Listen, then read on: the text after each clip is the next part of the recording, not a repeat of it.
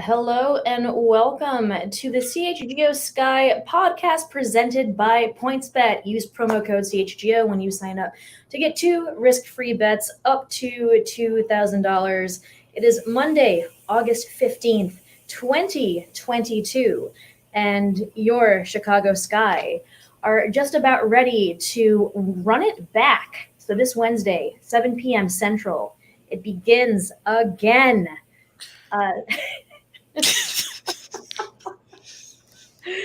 Anyway, I predict that this show is going to be filled with plenty of cheesiness. We're going to be cheesy all show, but that's okay. That's okay. But if you're wondering who the heck I am, my name is Janice Subria. With me, as always, every week is Subria Whitaker. How are you today, Subria? I'm okay. Okay. We're going to get into it, but just know I'm not happy. You're not happy about what? I am not happy about the occurrences of our team for like the past few games and the implications that has for us for playoffs. So yes, we're going to get into it, but I just wanted to be clear. I'm not happy. We are going to get into that in just a little bit. So the team did win against the Mercury yesterday. So that was nice to see, but we will break that further in just a little bit. So for those of you who are listening, so the Sky have clinched a playoff berth for 4 consecutive seasons now. And the 2022 WNBA Playoffs also marks the 8th trip to the postseason in the past 10 years. So prior to 2013, the Sky had not reached the playoffs since the inaugural season of 2006. So that is some pretty impressive stuff right there. Anyway, Subria, I like to catch up with you in every show. I want to know, what have you been up to? What are you doing? Like how have you been? All of that stuff. Like, what is going on with you? I feel like last week was like a month ago. So I really don't even remember everything that's happened since. I wish I could tell you that I just got back from LA to watch their last game, but that's not true. But I will say that I am happy in that sense because I always have something to say about friend of the show, Brittany Sykes. Today is no different. And she has just been having a phenomenal end of the season stretch since I think the last time I did leave and go like on tour in New York. And she finished the season yesterday, so unfortunately it was their last game. That made me sad. But she finished with a new career high of 35 points. She joined the 2,000 point club. Also recently reached 200 blocks, is now officially the league leader in total steals and steals per game for the second season in a row. That has not happened since like 2005-ish, 6-ish. And the last person to do that was Tamika Catchings. So she's in great company with that. And also had 5 rebounds, 4 assists, 3 steals, and a block. So we're happy. We're happy on that front. So really great season for Slim there. When you said 35 points, is that 35 points per game? And is that just for the 2022 season, or was that her career? Yeah, so 35 points was what she reached in yesterday's game, which was not a pretty one against Dallas, but she got 35 points. So that's her new career high since coming into the league in 2017. And her previous career high was 33 points, but she got that her rookie year. So okay, I see. Yes. Pretty excellent stuff there. What's her contract looking like, just out of curiosity? So that has been the hottest topic probably for like the past month. She is an unrestricted free agent now. So Hmm. yeah, so this is gonna be I think an interesting offseason. I mean, we talk about the Sky's offseason. I think it's like the Sky and the Sparks probably are like my top two teams to watch for this offseason. Because I don't know if you saw earlier, more breaking news from the Sparks with Liz Cambage and her Yes.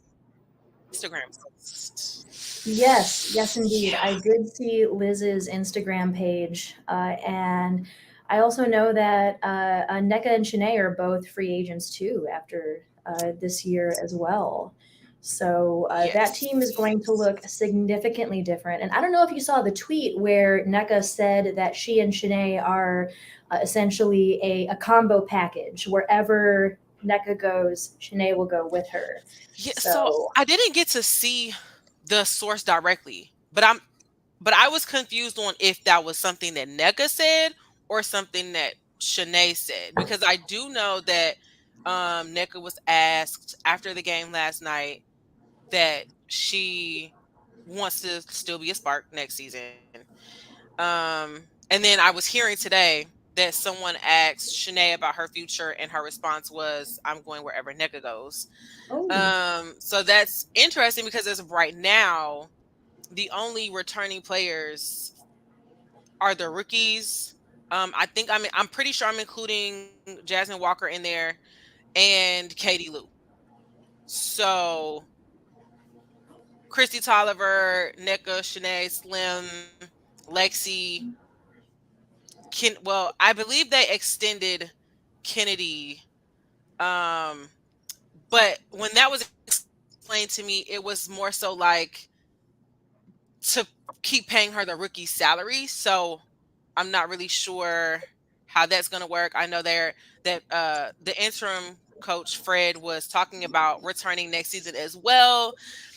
So there's just a lot going on over there, and apparently NECA cannot be cored again because of the limitations that the league puts on like our franchise tag or our version of it. So yes, I think the Sky and the Sparks are probably going to look really similarly during and after this offseason. Oh, that's also Jordan Canada also becomes a free agent after this year too. I just hopped on Spot Track to kind of look where the Sky were in their contracts, and the Sky are certainly going to be another team that looks incredibly different after this year. And one player that I really want to talk about today, one player who essentially is the namesake of this whole episode, is Azurá Stevens. I feel as if she's going to be Z is going to be. Is that like a backwards Z or like a? I know. To me, it looks like a Z. I don't know. I didn't. Okay, wait. I did not think about this. Okay, so this is okay, right. So this should be a Z to you, right? It looks like No? a Z to Okay. me. Like, it Well, looks like okay. I don't know. Oh, Okay. that's an N. That's an N, That's and an this is a N. Z. All right. Yes. Welcome to letter recognition here at CHGO Sky, where we try to make sure that we recognize the letters of the English alphabet because they are very important to us. Here we go. This is an N for NECA. There we go. Yes, and this is a Z. All right. So, like I was saying, this episode's namesake, Azurá Stevens, I feel as if she is going to make a huge difference in the playoffs coming up. But we'll talk about her in just a little bit. But for now, we've got ourselves a final playoff picture. So Phoenix clinched the final playoff spot for their 10th consecutive playoff appearance. So we've got a little bit of a bracket here. So we will be facing the New York Liberty in the first round. The first round, as a reminder, is a best of 3. No more of that single elimination stuff anymore. So the single elimination essentially arguably helped the Sky win last year's championship. They pretty much just mowed through the single elimination games last year, but now they're going to have to go through New York. And as I was talking about the Mercury, I think they're going to face Las Vegas in their first round. So I don't know. Like, do you think the Mercury would have rather faced the Sky or the Aces? Because it seems to me they both definitely have some difficult work either way. What do you think? Um, so first, before I forget, we have to talk about another a former Sky player, and Kayla Davis, who had an amazing game the other day before she went down. Talked to her a little bit yesterday, but didn't go into the potential injury of like how, just because I know that they get a lot of questions after that. So I didn't do that. But always rooting for her. So if nothing else, I am not rooting for Phoenix, but I am rooting for her. So I am happy. With that being said, I would have rather her been able to come back to Chicago. So I was rooting for that matchup. If we couldn't get Yeah. Minnesota to bring Seal back home for a second, I really wanted it to be Phoenix. And I think they would have preferred to face us. I also would have preferred for us to face them. So that's why I'm upset. I'm upset that we didn't clinch the number 1 The seed. number That one seed. that game at Vegas was, I don't even want to talk about it. So I was upset about that. And then, okay, so after that, it was still a toss up. It wasn't clear cut who was going to be number 1, who was going to be number 2. So what I learned yesterday was, because Connecticut won their game against Minnesota, which I'm upset with them about. So now praying for Connecticut's downfall, because how dare you keep Seal out of the postseason? Like, no respect for you. So upset. Throwing punches, man. Punch in Yes. the air at that. Yes. So after they won, if we had lost and Vegas lost, the 3 of us would have been in a 3-way tie with the same record. So then it wasn't about Vegas having the tiebreaker over us. You then have to add up how many games Chicago won against Connecticut and Vegas, how many games Vegas won against us and Connecticut, and then how many games Connecticut won against us and Vegas, and we had that tiebreaker. So if Seattle had just done their job, like, y'all wanted to beat Seal the other day so bad, but you couldn't beat Vegas when I was actually rooting for you to beat Vegas. Shout out to Jewel Lloyd, though, not necessarily a friend of the show, but someone I hope is one day in a Chicago Sky uniform, since her mother is a season ticket holder. So I'll just throw that in. So that's how we're going to get here. So rooting for her, career night 3s, amazing. But it just wasn't enough to beat Vegas. So I was upset about that. Absolutely. Yeah, the Storm had one job. Just one job. Just one. So we could have brought Kayla back. And I just, this is what I get, because I tweeted about, I think like a month ago, I was like, I feel like we've played New York like 5 times and I'm sick of it. And I'm still sick of it, and I just don't want to play them. Yeah, it seems as if every game, or at least a lot of the games that I've been able to attend as a member of the media, have been against New York. And I mean, I do enjoy like seeing. I do enjoy watching Sabrina play. I think she's great. But of course, too, the Sky do have a pretty great record against the Liberty this year. So I think didn't they go like 2-1, or was it like? But on paper, sure, we have the edge. But if you look at the actual games, they were not good. Like the overtime, I remember being on the plane, probably to LA, during the overtime, when I was so upset I missed that one. And I think that was when she first had that first triple-double, and then they lost. But it was close. And so we won that one. And then I just feel like every time maybe we play her, does she get a triple-double or like close? Like, that's what I'm saying. I don't know what it is. She had a double-double last time she played us, actually. And then she had the triple-double in the first game, and it was right after Candace's triple-double too. Okay, so yeah, so that's what it is. It's like every time Candace gets one, she gets one. So I don't really want to see that right now in a series, but also I just attribute it to things that make sense in my head. If it's actual and factual, don't know, don't care. But I don't like playing New York because they have Stephanie and our assistant coach. So That's I right. just feel like that means they know stuff that can hurt us, because I'm positive Coach Wade wasn't like, oh, well, we just lost these players and this coach, so let's do a whole new revamp of all our systems. And like, they're not doing that. Like, you can't, Right. you know what you know about the player. Like, you know what you need to do Right. to, Right. right, to like make your former teammates have a bad night in an area that is critical for us to win that game. So that's why I think it's always close when we play them. And so again, I don't want that. I don't know how I feel about the first two home games. I mean, I guess I should feel good about that. But I'm hoping we're able to get both, because playing in New York is hard. It's Yeah. hard. Like, I was there the other day and it was just really loud. So I Oh, hope we can take care of business. absolutely. So I've never been to New York, but I've been to, of course, like Wintrust Arena when it's just like packed and it's just absolutely just like screamingly loud. So how would you compare the two scenarios? Like who has the edge here?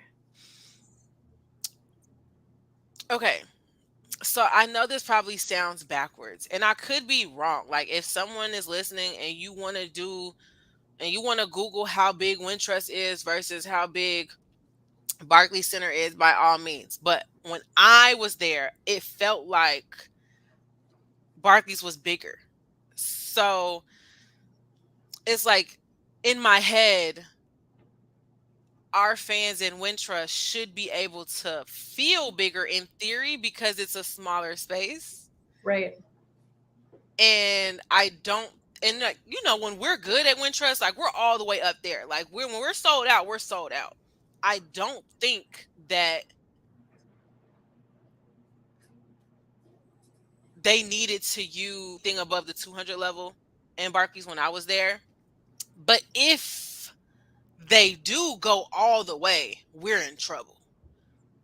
And it's just like the energy. They got like a special sound system because it was loud. It was like the loudest thing I'd ever heard. I'm like, y'all got special speakers and special lights. Like, they do this like lights. It's dramatic. It's definitely one of those things. Like, I mean, we talked about it. We know their ownership group. We know the pockets that they have as owners of the New York Liberty and the Brooklyn Nets. They care, right? So if it's a matter of what can we do to give New York the edge, they're going to do it. So I think we might be in trouble a little bit, to be honest. All right. Looks like we've got some seating capacities here. So Wintrust has a seating capacity of 10,387. Thanks to Siobhan Beslow for posting this. Barclays is 19,000. So there you go. And they're fancy. Like, I mean, I get it. Like, I never thought about it before. What you lose by not sharing an arena with an NBA team, like, that just never crossed my mind, because the Sky Mhm. just never have. So I never had to think about that. But they have, like, the courtside seat people have a club. Like, we have like a club at Wintrust, but you can see it. Like, no, their club, you have to go down a like a red carpet and a whole nother hallway. And there's like a Crown Club, a whole, like a real restaurant. It looks like, if you look up pictures, it looks like a 4 or 5 star restaurant. It's their mascot. I mean, I don't have any beef with Sky God like some people do, and they think he's creepy. I've never felt that way. But Ellie, I still don't understand why their mascot is an elephant. But listen, Ellie Yeah, got it, okay? and she's also got lashes too, doesn't she? Doesn't she have like I want to know who her lash tech is because she just has like these big wispy, just like that was the first thing I noticed about her. I was just like, okay, yeah, it's an elephant with some lashes, man. Oh my goodness. Um, Yes. Yeah, I'm not exactly sure why the Liberty's mascot is an elephant. I'm not exactly sure why the Sky's mascot is like a guy. But that's just his thing. His shtick is that he's just a guy who really loves women's sports, which I can appreciate. I can appreciate a man who's into women's sports, but of course, too, I'm not exactly sure how that translates into like a mascot. I don't know. You know what? I think at some point we're gonna have to dedicate a show. I feel like I've also said this before. We need to dedicate a show, or at least a portion of a future show, to mascots, like league wide things. Because last night I was watching a Sparks game and I was like, "Why is your mascot a dog?" Like, Sparky. just because you name him Sparky does not mean it has any. Your logo is a tree. And it's not like we don't do tree logos, because just look at Stanford. Is that mascot creepy? Yes. Is it ugly? Absolutely. But they could have just been a palm tree. Like, it didn't need to be a dog. Like, where did the dog come from? That I don't understand. Yeah, Indiana yeah, yeah. Fever? What even are you? Let's start there. I have no clue what that is. I don't even know what the Fever's And mascot is. Is it just like I we don't know. Nobody knows. Look it up. We don't know. And I don't even like, I don't know what it's supposed to be, let alone what it is. I and also, like, did they think about this? Because what is fever? Freddy Fever. Oh my goodness. I don't even know what the heck that is. It is essentially it's got like some felt hair. It's got some like I don't know, shit around its eyes. Like I don't know what the heck that is.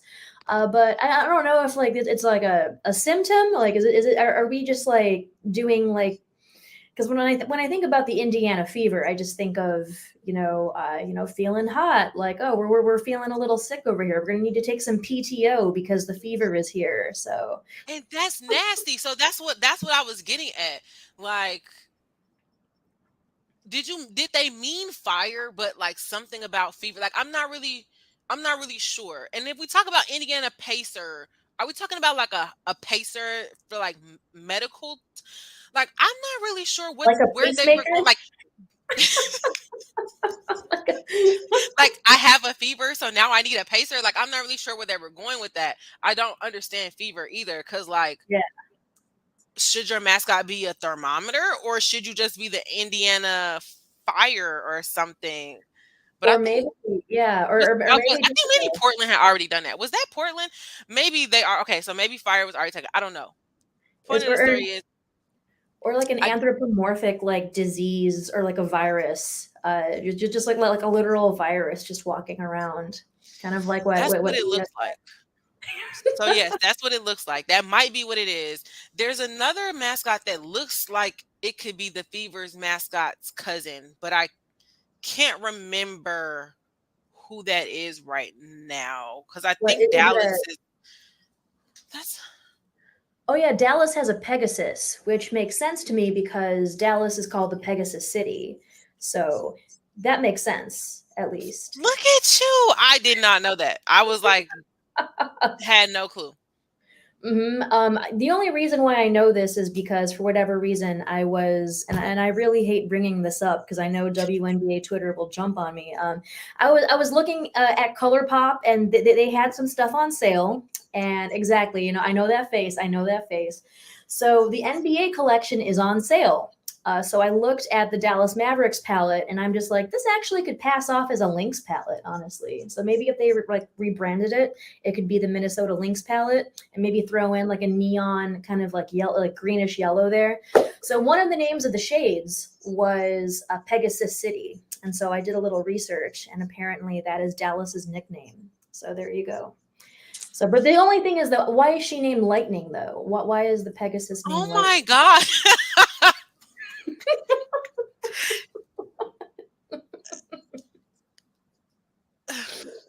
Like, why is that her name?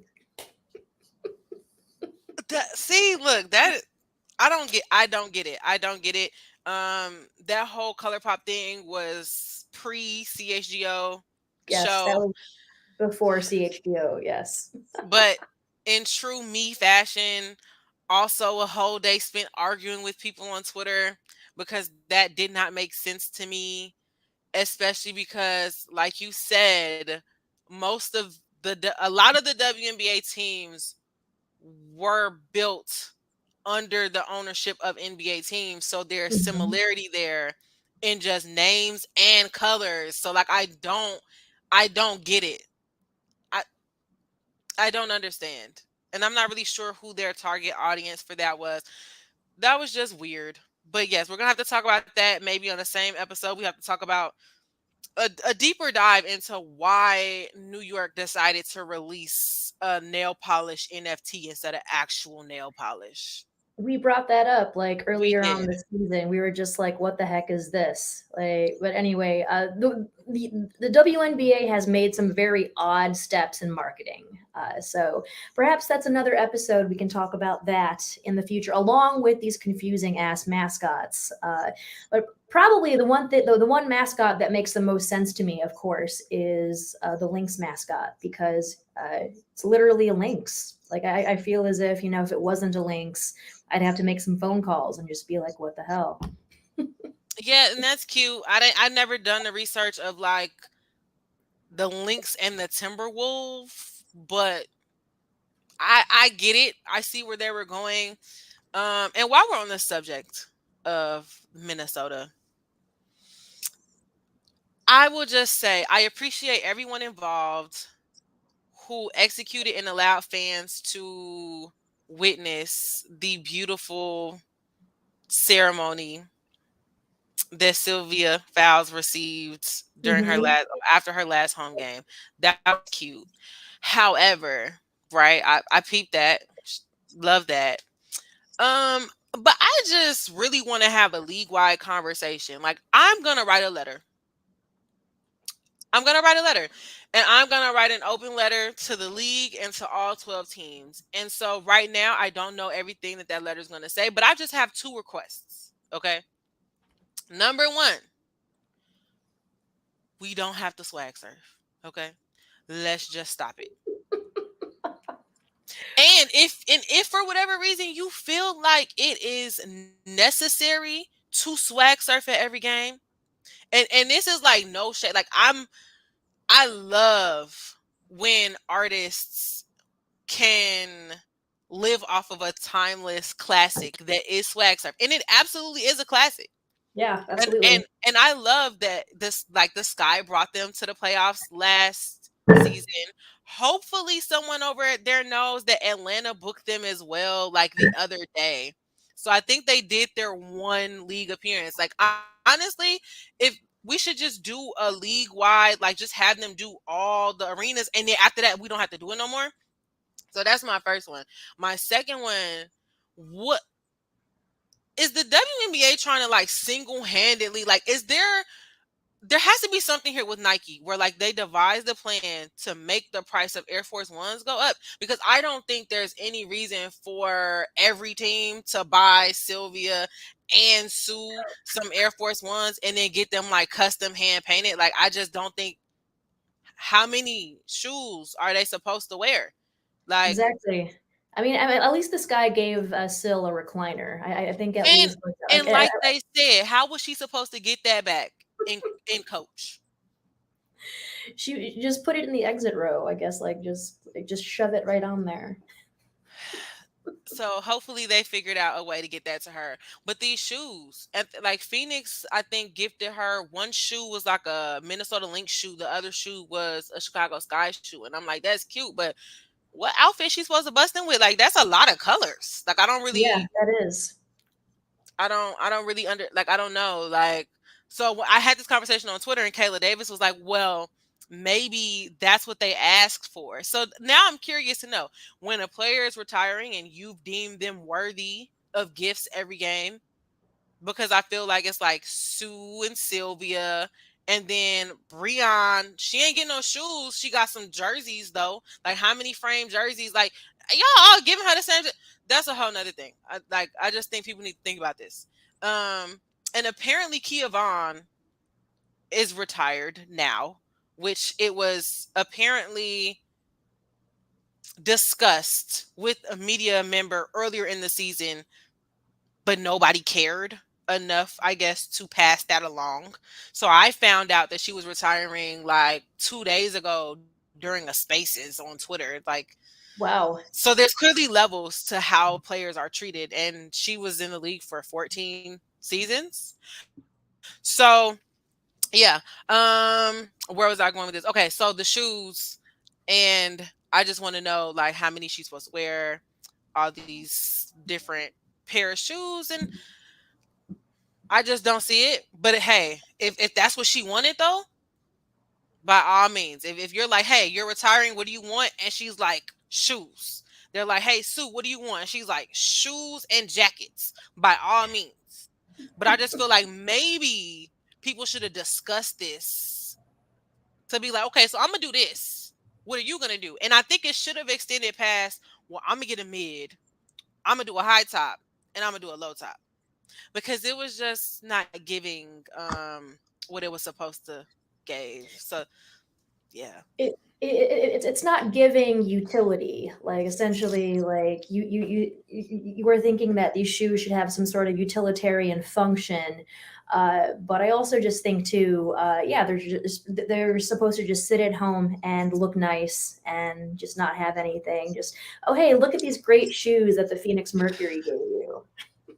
I mean, like, I just think they could have done, like, maybe y'all should have talked about this in a group chat, and maybe they could have had a whole outfit. Like, maybe somebody could have got the shoes, maybe somebody could have got a jacket, somebody could have got a hoodie or a crew neck, like, somebody could have done a hat. Like, we could have made it a thing instead of like the same thing over and over again. Just get the But whole outfit also, for each and this team. could just be me, and this could be me, and maybe why I don't get gifts, but I just think it says something to the level of, okay, yes, the money put into a gift, but like the whole process, right? So Nike ended up giving her some PEs, and that's what I had been looking for the whole season. I'm like, a painted pair of Air Force Ones and a PE from Nike are not the same thing. And I'm like, even if you don't have the plug at Nike to call them, I know you know Nike ID exists. Like, y'all could have really put some thought into an actual shoe. Miss Mamas lives in Florida. You know how wet it get in Florida?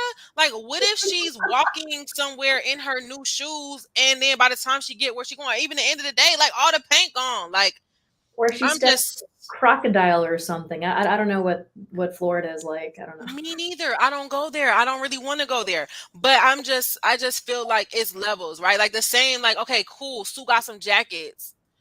But again, like, they bought the jacket and then somebody went to town on it. And that's cool because people do custom stuff like that all the time. But in a world where y'all just ordered from the Stitch God, and that's really her name, and she's located in Chicago, and I need to give me one, but she probably super expensive. But in a world where you know you can call somebody to get a custom Letterman, you know, like, again, same thing with the jacket. Maybe she wearing a jacket out. She going out after she clock out of work. They said she's about to go do and be a mortician because that's what she went to school for. Maybe Yeah, she had a rough day being a mortician and she like, I'm about to go kick it at the bar, and then it rained, but she wore her jacket. Now it's just a jacket. I just feel like people didn't think about this. exactly. And I think especially now that you bring up that, yeah, she went to mortuary school. I'm just thinking of, like, I would imagine being a mortician would be very messy. Just mainly, I read this article where she's discussing like everything she's learned in mortuary school, and so I'm like, are these Air Force Ones? Are they like bodily fluid proof? Because like she talked about like draining blood out of a body, like just like removing blood out of a human body, and I'm like, these shoes need to be blood proof. They need to be like bile proof. I don't know what else comes out of a human body, like I don't know, but I know just she's not gross. wearing them shoes to work. Y'all could have got her apron. Y'all could have got her a custom apron. Like, somebody ain't doing the math right. It's a few things that could have been done, and I just feel like she's not wearing them shoes. And that's Exactly. what my rant, the conclusion of I my rant honestly is. think a team should have gifted Sil like some sort of like tool that would be useful in mortuary school. And as someone who is completely unfamiliar with like mortuary like being a mortician in general, I would imagine there's like some kind of vacuum that just like sucks all the like I don't know organs out, or maybe I'm thinking way too much about ancient Egypt where they like remove your brains through your nostrils or something, or like I don't know, like you know what, like now that I'm talking about this, I have so many questions about just like mortuary shit, and so maybe like whenever I'm like if I ever meet Sil, like that's going to be like the first question I ask her is like how do you like how does one like prepare the body for I don't know like embalmment or just like putting it on display. But anyway, now that Sil is now a profession. I'm so sorry, Leah.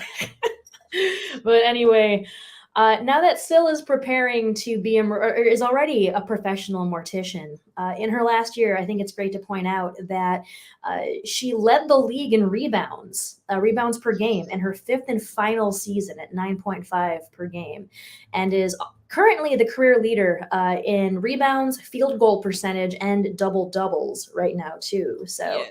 Like 2017 league MVP, y'all already know this, but I feel as if it's worth saying. 2-time finals MVP, 4-time defensive player of the year, 8-time All-Star, won the Olympic gold medal 4 times. I can't say enough about how great of a career she had. And of course, too, like she's just such an interesting person too. And I like from what I've heard, like she just seems like she just radiates kindness. And she also loves cycling as well, which makes sense as to why her mural was right next to a bike rack in Minneapolis. I liked that quite a bit. Okay, so we were looking at that during the space, and somebody was like, why are the wheels of the bike melting basketballs? So that helps. So thank you for that. Speaking of rebounds, so apparently she her over her career, I don't remember the number of points, but at least up until this game against Connecticut, her career average for rebounds was 9.8. That's so close. So she was like this close to averaging a double double. But today she was announced as the peak performer of the season in rebounds. So shout out to her leaving the league on that note for being the leader in rebounds. And something interesting, which is bringing us back to our Sky, Natasha Cloud was named the peak performer in assists. And I have to fact check this, which I didn't have a chance to do because it was announced like maybe within the last 2 hours, and I don't know when this person said this, but possibly that this is like the first time since like 2016 that Sloot was not the league leader in I saw assists. that. I think it was James K that mentioned that, and I think someone, I think it was Maxwell Fritz, was accusing him of gently throwing shade at Sloot, and James was like, "No, no, no, I could never be shady towards Sloot. I thought it was just a fun fact." So I think that's really interesting in the sense that the Sky are very much well known for their assists, especially Sloot. Just the way, like, especially sometimes when Sloot sets up Candace for some excellent shots, that's really a wonder to behold sometimes. But yeah, that was definitely a very interesting thing to see. Yeah, but it's making me a little sad again because I feel like we've been talking about. I mean, we have because we even talked about this recently on Twitter. When 808s was like the disrespect of what specifically Azurá, but like we've been campaigning for that. We've been very vocal about just how good of a team this is and discussing individual awards, which I'm sure we'll do in more detail later. But I just feel like we're about to really be forgotten. Like it shouldn't rest on Sloot for assists, but it's like it's starting to look like we're really about to be forgotten in all of these awards, and I just don't like that. Like somebody the other day talked about Seattle being clinching the 4th seed. This was a media person clinching the 4th seed, and they could win it all. And I'm like, what? Like, Couple breaks there. hold on, wait a minute. Like, the disrespect was already there, but did that loss to Vegas just really give people just the inch that they needed to take a mile and just disrespect us some more and act like we're not defending anything? Right. Yeah. Yeah. Oof. Oof. I mean, we discussed a few shows back how a lot of the times this year on the Sky, there isn't at least like a really clear star. And I think the reason why that is because everyone has been contributing pretty evenly across the board, with a couple of few exceptions, of course. But I think like probably the clear award that the Sky should at least be like no question considered for is executive of the year, or like you said that James Wade essentially just pulled off a heist last offseason, especially with not only signing Emma Mieseman and Julie Alleman, but picking up Rebecca Gardner as well. I feel as if that single-handedly should win him that award. Yes. And we're going to have to talk about, because I've been campaigning for executive of the year, but apparently in the Twitter streets, there have been people campaigning for him for coach of the year. Earlier in the season, I believe I went with Becky Hammond, and I'm still feel that way today. So like we're definitely gonna have to talk about that in the coaching decisions. Ka tweeted, I think yesterday, because all of my days feel like one long day, but I think it was yesterday. All of these critics with no credentials. I thought that was funny. I also felt a little way because I don't have a credential. But you do in my heart, so. So I thought that was pretty interesting, because a lot of people have been commenting on the coaching and just everyone every day. Where is the Dana minutes? Fortunately, we got to see a lot of minutes from the bench to end out this season. Precisely. I was like, where are the Dana minutes? Where are the Ruthie minutes? And I was saying that if we need to make sure that these players are, part of the team, that their teammates are, just used to playing with them, I would just imagine that it would make sense to, especially use Dana Evans, especially in the third quarter, where, she has some really great energy. So I thought it was very great to see them finally get some minutes in this past game. And yeah, I really hope we see more of them in the playoffs too. Yes, and more Azurá for sure, because she is my pick for sixth player of the year. Mm-hmm. For most improved, it's really like her and Aerial Powers for me. But yes, I love this tweet from, shout out to Connor. Most teams have an X factor. Us, we have a Z factor. Azurá Stevens for sixth player of the year is a no-brainer, and I agree. Absolutely. Not an X factor, but a Z factor. Absolutely. Azurá was also Sunday's player of the game. She put up 17 points and 4 rebounds. She went 7 for 12 from the field. And keep in mind that this is from the bench. She did not start on Sunday. Definitely sixth player of the year material. And I think what definitely sets her apart is that she just does so well in any role that she's given. And she just seems to succeed wherever she's placed. And yeah, another cool thing about Z, she also reached 100 career three-pointers and tied a season high of three-pointers as well. So like we said at the top of the show, we know that she's absolutely going to get paid this offseason. So yes, they were talking about that in this space as well. I think at this point, we just have to look. I know we don't want to talk about it, but take a good look at this team. Soak it all in, because you're not going to see this team ever again. Yeah, we just don't know.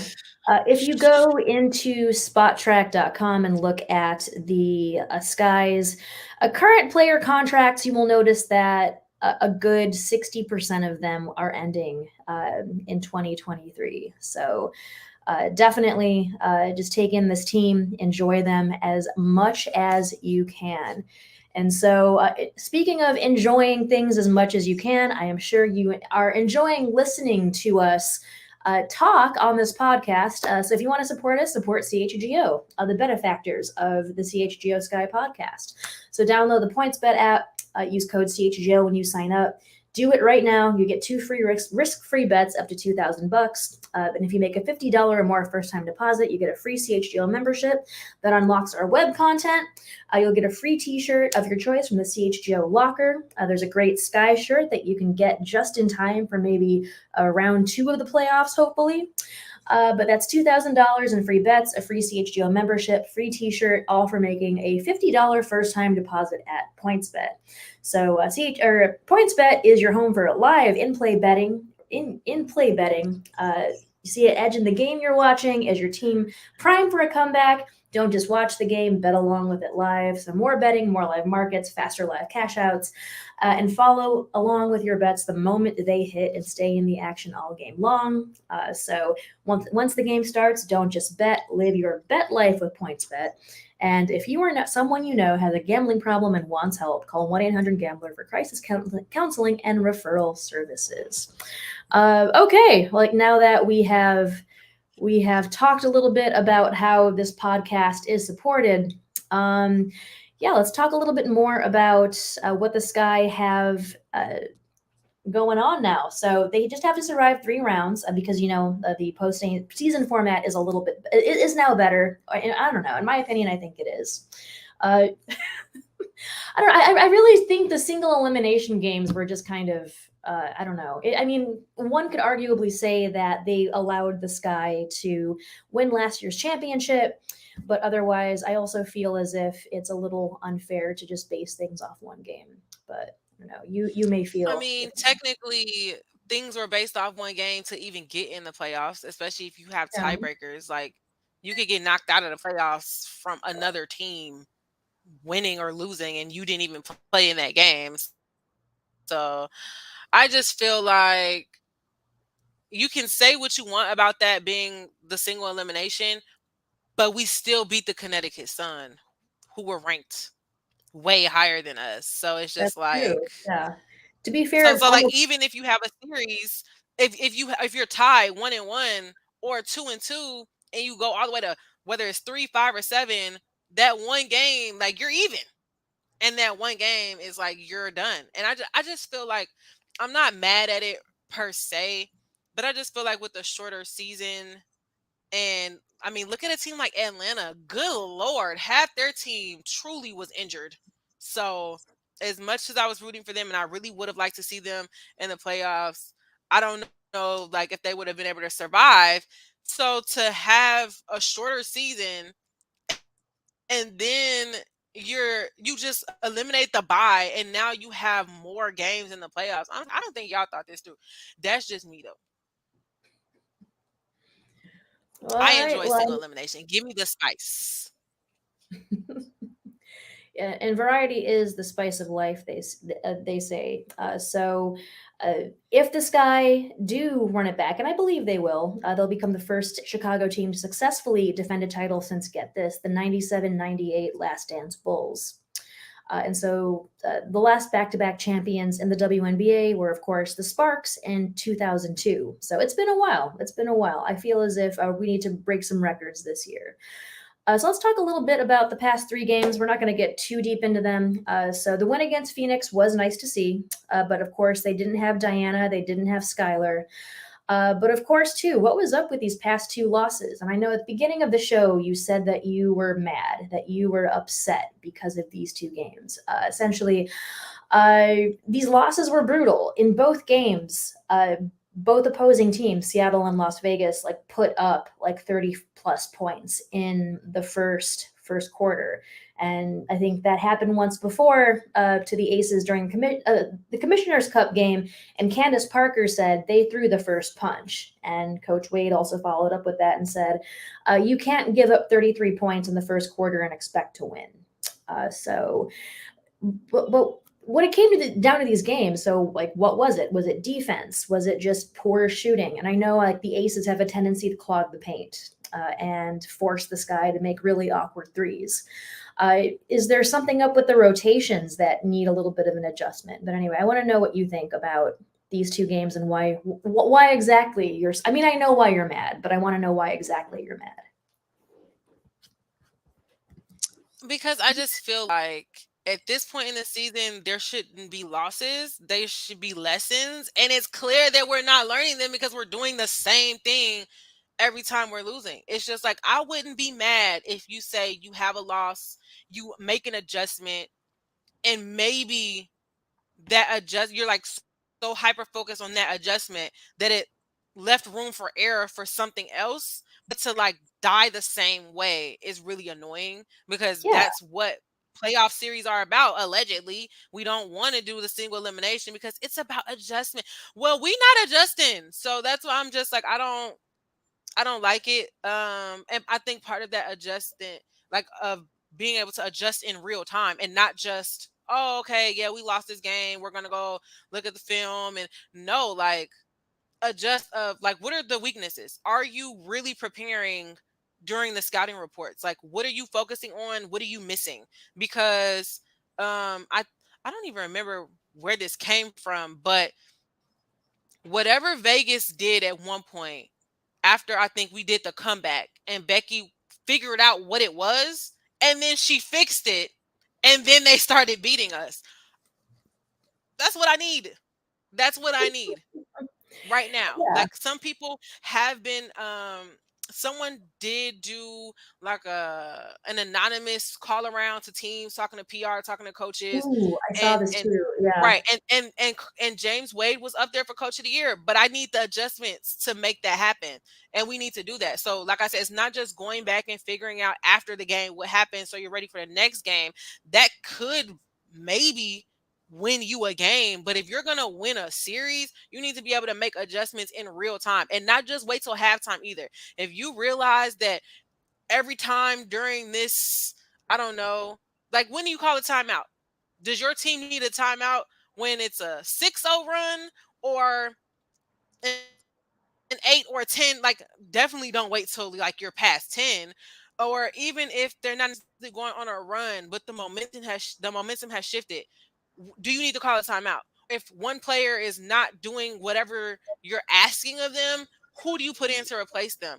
Or even yeah, if the player is doing a great job, but maybe the player that they're guarding or whoever on the other team, like, I think it was something where a team was killing Julie, and it wasn't because she's bad at her job.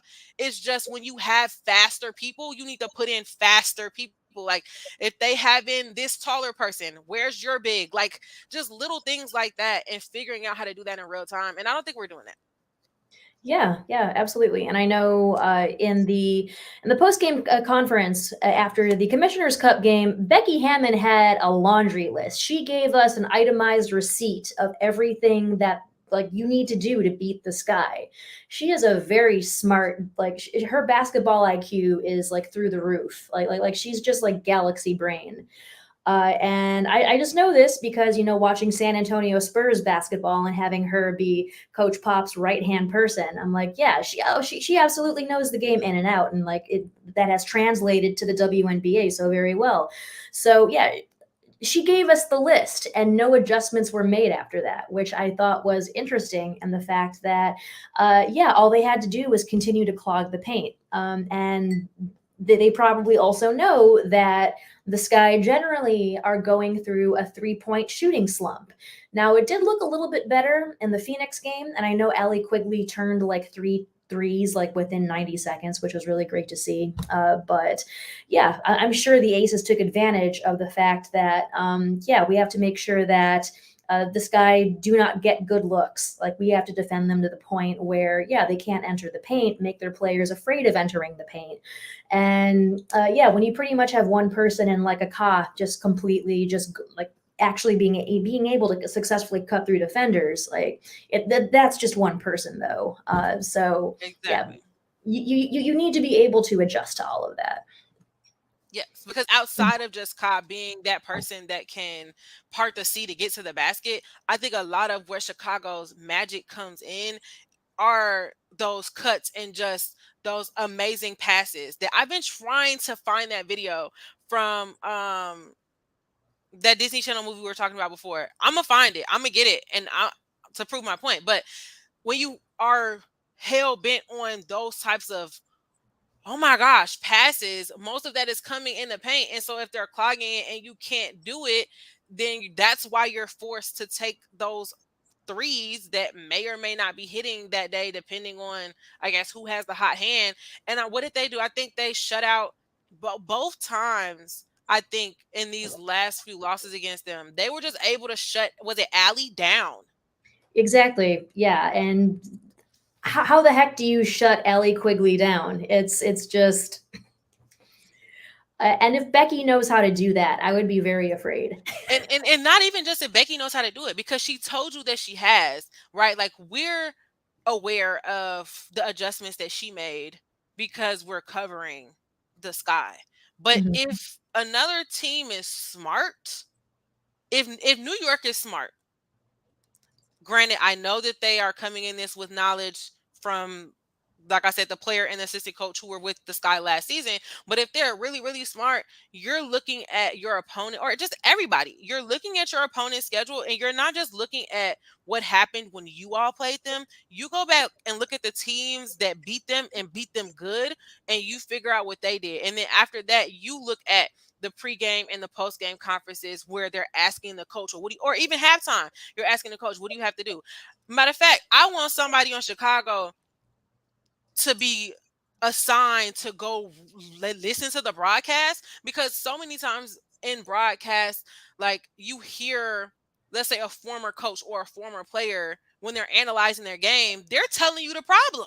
And they obviously are looking at things, like, they might have had more time to do in-depth research than you. Maybe, I don't think that should be the case, but, or even halftime, like, they'll pull a coach and be like, so coach, you did X, Y, and Z. You went on a 40-20 run. What did you have to do? Oh, we just did this, and this. And then the other, like, you need to know that. Like, get somebody to monitor the broadcast and listen in real time to figure out what they're saying and what the other and don't let somebody be mic'd up. I'm listening to all that. That's just me though. Oh, absolutely. Every time a player is mic'd up, of course, I want to hear everything. I want to hear all the tea, just like absolutely everything. It's free intel. It's free information, which I think is information. I think is what's going to win these finals in particular. Just the control, access, and interpretation of it is going to be very important for these next couple of games. So Marquita said the Sky had run the same plays for Allie for the last 3 years at least. We have to adjust and learn new plays to get Allie open. Exactly. Boom. Boom. Exactly. You cannot keep doing the same. And that was my thing in the Commissioner's Cup. I'm like, y'all doing the same. It didn't work. It's not working. If it's not working, you got to do something different. Do something different. Change a play for a player that you've had for that many seasons. Create new plays for players who aren't normally the go-to. Do something. Figure it out. Like, and I don't remember who New York just played. But whoever, I think they might have won. Was it Atlanta? But whoever they just played, Sabrina did not perform well. So you have to figure out what they did. But also the problem with New York, though, they are shooters. They are 3-point shooters. Yep. You cannot beat a 3-point team with just point paints. So if our shots are not falling, if you can't, I mean, we should be able to Azurá, Allie, Sloop. We at least those three, we have them. Mm-hmm. So I don't care if you got to get everybody else on the team and make them put up 100 points. You're going to develop a 3-point shot today, because I just don't. I just truly seeing that New York lives and dies by the three, but they live more and we die from it more, and that can't happen. They're just gonna have to figure it out, because like it's like, okay, Sabrina's shot's not falling, cool, and then Natasha Howard start hitting threes. I'm like, oh shit. Yeah. When Natasha Howard starts hitting threes, I think we need to kind of regroup and refocus here. But yeah, we also have to recognize, Allie Quigley can't be the only one hitting these threes. Like, definitely, like you said, let Azurá hit a couple. Even Candace can hit a good three here now and then. I also feel as if we went this entire episode without talking about Candace, which is unusual. But we gotta give other players their shine as well. But as for other players, so our final segment, Court of Law. I have a feeling you probably have a Court of Law-like opinion to talk about, Liz.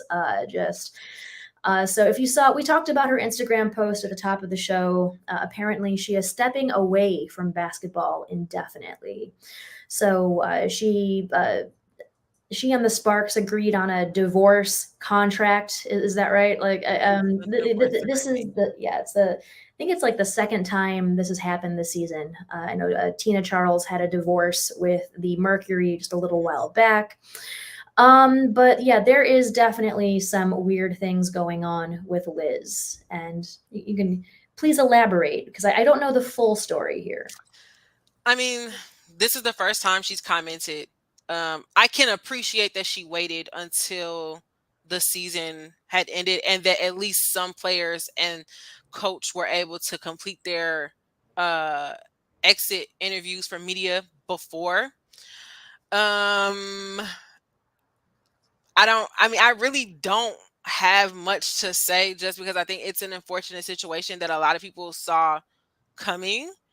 I just think it's a new day for the league and what teams are potentially willing to put up with or sacrifice for the greater teams being for just one person, regardless of what like your potential looks like. So that's really all I have to say about that. Obviously, we had such a great show that we don't even really have time for Court of Law. So I'm okay with that. Like, I love that. So I'll just say what I would have wanted to talk about would be the MVP race, which to me has a clear winner between Asia Wilson and Breanna Stewart. Of course, another week, another day of me arguing with people on Twitter and making them upset about my opinions or just stating facts, which in this case was about the fact that for the past 10 years, every MVP has come from a top 3 seed.